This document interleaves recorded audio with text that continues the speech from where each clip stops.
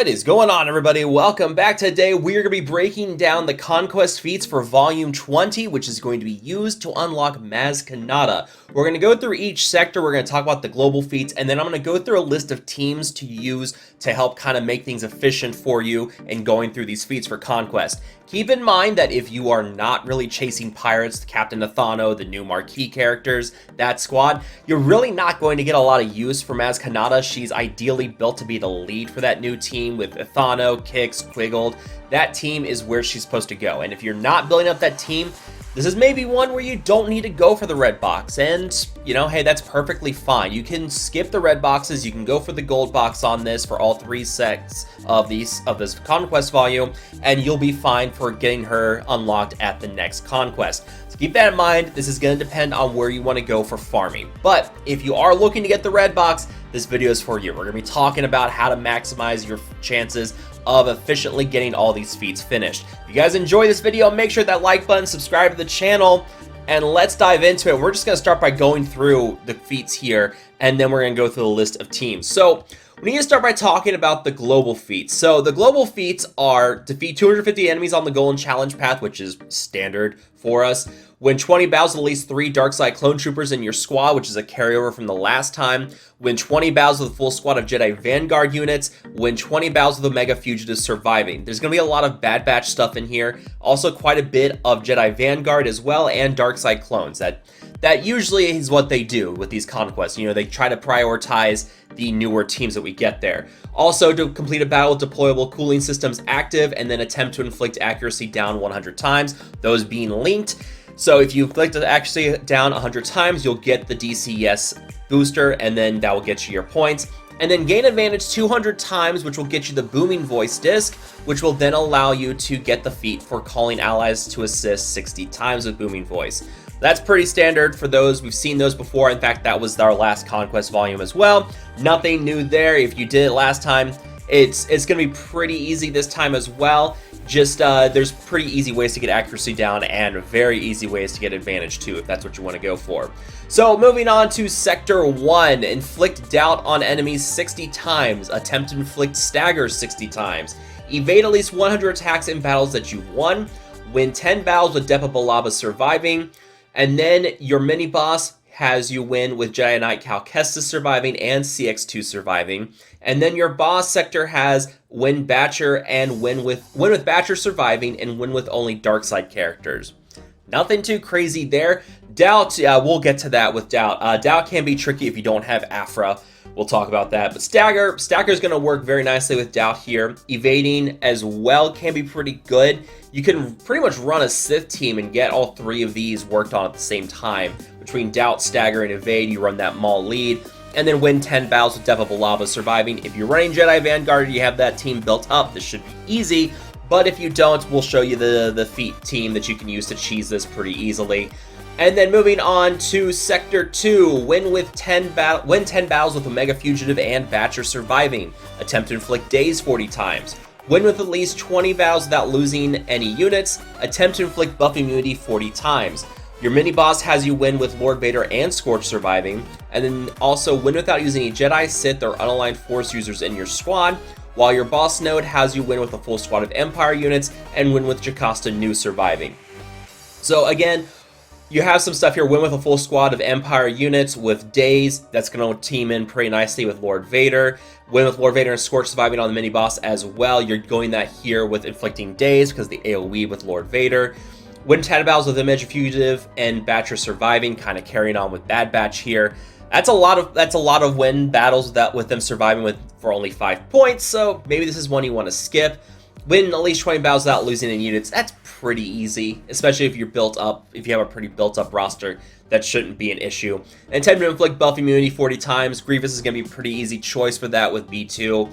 And then, yeah, win with a full squad of Empire units, again, Lord Vader and the Darkside clones, and win with Jocasta Nu surviving. This is where you have the Jedi Vanguard team. You get that credit for having a full squad of Jedi Vanguard units, and now you have Jocasta Nu surviving here. Sector 3, you have to inflict disarm 15 times, win 10 battles with no tanks in your squad, attempt to inflict blind 80 times, defeat 35 enemies with Spectre units. Inflict disarm 15 times, Jabba the Hutt, your Hutt cartel team, Chrysanthemum can inflict disarm. You have CX2 that can inflict disarm as well. You have Wrecker Mercenary that can inflict your disarm as well. So that's 3 different characters with disarm there. Try to use that in ways you can here with the other feats if possible. For instance, Jabba can inflict blind as well. So Jabba plus Chrysanthemum will get you progress on those 2. Win 10,000 no tanks in your squad while also inflicting blind 80 times. CLS with your standard rebel squad with him. 3PO, Chewpio, Chewbacca, and Han Solo. That will all knock out pretty easily. No tanks on that squad, and there's an AoE blind with Chewpio there. And then defeat 35 enemies with Spectre units. If you've got a Spectre team built up, if you have Galactic Legend Ahsoka, this should not be an issue. This will be pretty easy. But if you do not have a Galactic Legend like me, well, we'll go through the Cheese Feat team for that as well. Win with only light side characters, and win with Balin's Skull in your squad for the mini-boss.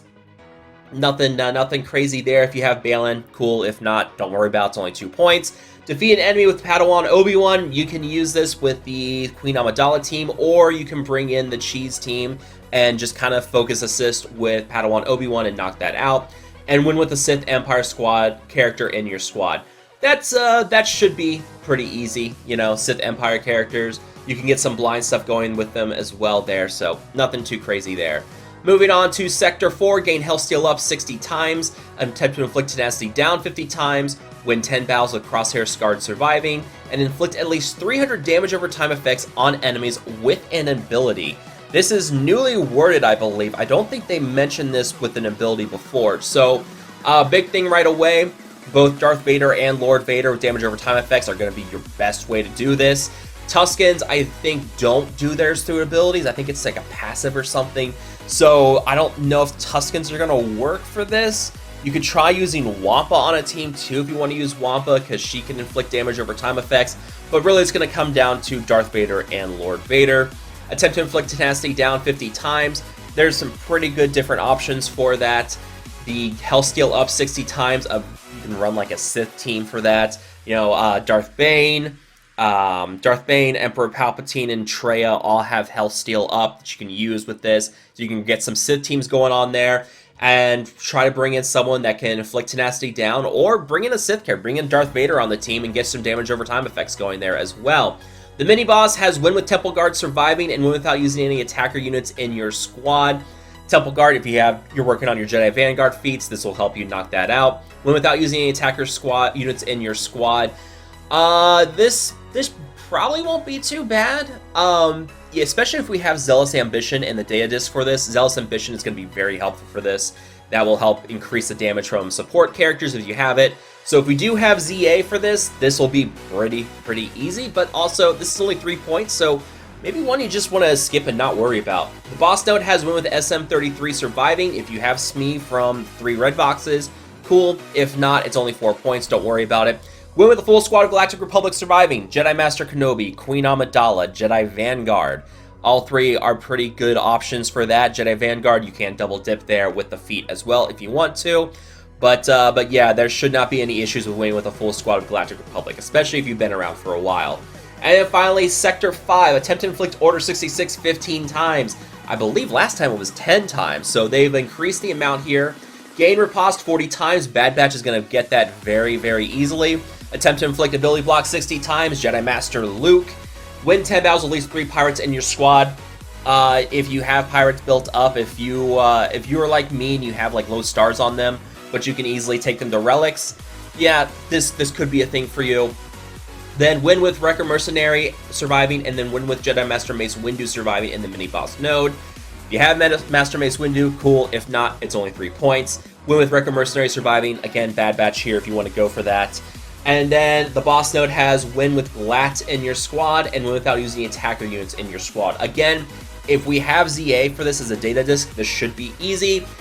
If not, there's probably going to be easy ways around this. You know, like Leia Organa with the Rebel Squad is pretty easy with this. Like Leia, R2, you bring in Admiral Radis, bring in like Captain Rex. Yeah, you can get through this pretty easy. Leia will make the feats without using attacker units in your squads pretty easy. Same with Jedi Master Luke, because Jedi Master Luke is a tank, so you bring in some support and tank Jedis and just use his special assist and just deal a lot of damage because of this called assist with his granted ability.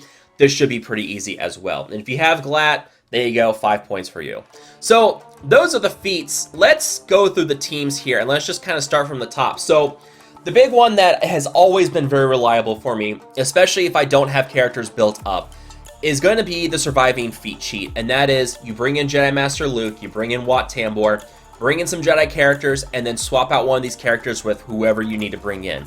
So if you have like Depa Billaba, but she's low gear, low star, you bring her in with Jedi Master Luke, you have Wat Tambor on the team, and all he's going to do is use his mass manufacture unique ability, or passive, which will get the shield generator on Jedi Master Luke. He is taunting, he is constantly regaining protection. Very easy to do that. You've probably seen it in Grand Arena with Basilisk Sean leads as well.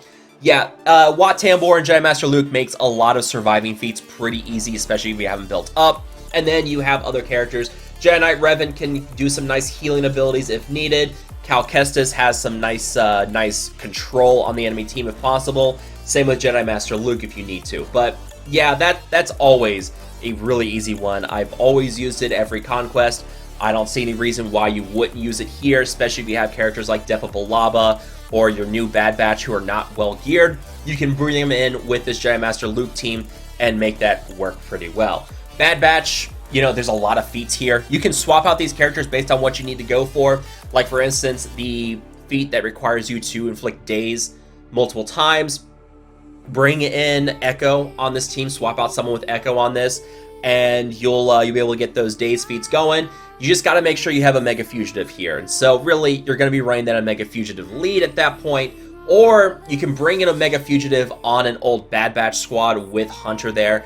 But they lose a lot of synergy if you start bringing in new Bad Batch with old Bad Batch. That's just something to keep in mind there. Hutt Cartel, we already talked about it. Hutt Cartel, you know, buff immunity, the blind with Jabba. You can also swap out, like Boba Fett, bring in Cad Bane to help inflict accuracy down. That's how I've used this team to go through accuracy down before.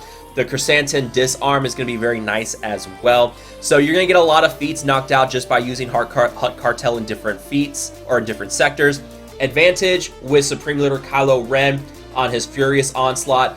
All Darkside allies get advantage for 2 turns every time he uses it.